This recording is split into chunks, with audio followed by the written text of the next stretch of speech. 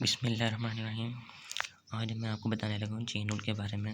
Let's suppose ये आपको एक क्वेश्चन दिया गया है चेन रूल का। इसको हम यहाँ पे लिख लेते हैं y इक्वल जी एक्स की पावर n और इसके ऊपर ये ग्राफ को दिया गया है। इसको आपने सॉल्व ऐसे करना है कि सबसे पहले आपने इसके ऊपर पावर रूल लगाना है। पावर रूल ये कहता है कि जो पावर होगी ये पहले आ जाएगी, ठीक है। पावर पहले आ जाएगी और पावर में से ही एक माइनस कर देना आपने। पावर, ये जो पावर होगी इसको सामने ले आना है, एक्स के जो होगा फंक्शन से पहले ले आना है पावर को, और पावर में से ही एक माइनस कर देना डॉट, यानी कि मल्टीप्लाई, और इसकी बेस का डेरिवेटिव लेना है आपने। इसकी बेस यहाँ पे है जी एक्स, डेरिवेटिव का साइन ये होता है डी ओवर डी एक्स, और यहाँ पे जी ऑफ एक्स, इसका आपने ले लेना डेरिवेटिव। ये बन गया है जी हमारा चेन रूल का फार्मूला। ये लो जी, अब आपने इसको इसके मुताबिक सॉल्व कर लेना। अब हमारे पास एक एग्जांपल 1 दी गई है। जैसे इसमें देखें कि ये हमारे पास एक क्वेश्चन दिया गया है। इसको सबसे पहले आपने y के इक्वल लिख लेना है इसी क्वेश्चन को।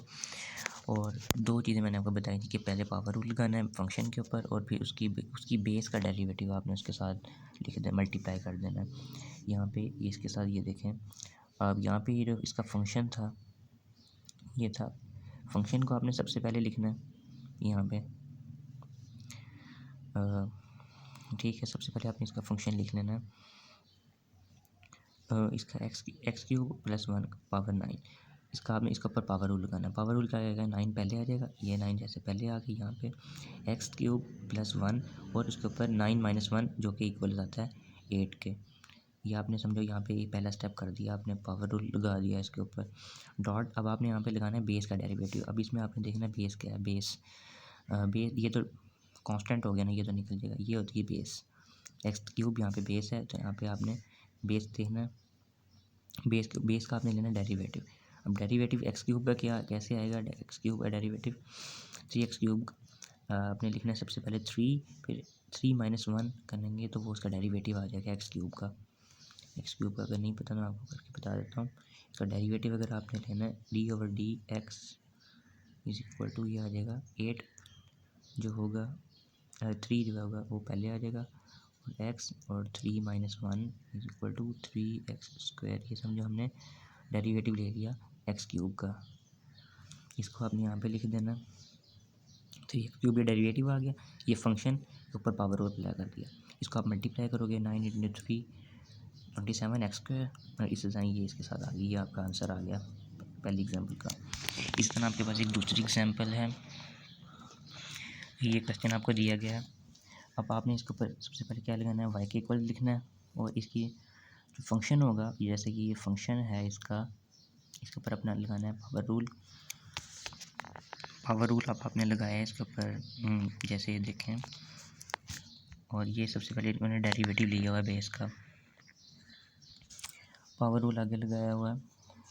जैसे देखें ये पावर रूल लगा हुआ है इसके ऊपर 1/2। इसको सबसे पहले उन्होंने यू के इक्वल लिखा है, इसको ये जो अंदर वाली चीज़ है ये यू के इक्वल रखा है, क्योंकि ये इसकी है, ठीक है।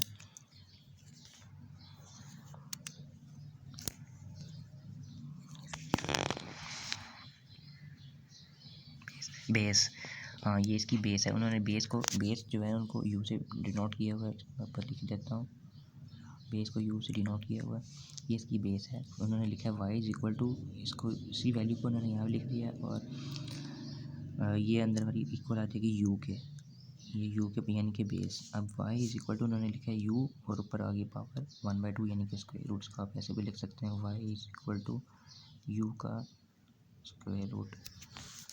अब इसी फॉर्म को आपने u के इक्वल लिखना है, और आपने इसको ऐसे भी लिख दिया है, ठीक है। अब आपने इसका लेना है इस फॉर्म का, आपने लेना पावर रूल अप्लाई करना है इसके ऊपर, ये जैसे ये है, इसके ऊपर पावर रूल अप्लाई किया आपने ऐसे कि जो पावर थी वो पहले आ गई और उसी में से पावर में से ही 1 माइनस कर दिया आपने। ये 1/2 इज इक्वल टू यू की पावर, ये -1 हो रहा है यहाँ पे, -1/2 हो जाएगा यहाँ पे। ये आपने पावर रूल अप्लाई कर दिया, पहला पार्ट आपका कंप्लीट हो गया। अब आपने लगाना है इसकी बेस का डेरिवेटिव। बेस जो थी ये थी, अब इसका आपने लेना है डेरिवेटिव।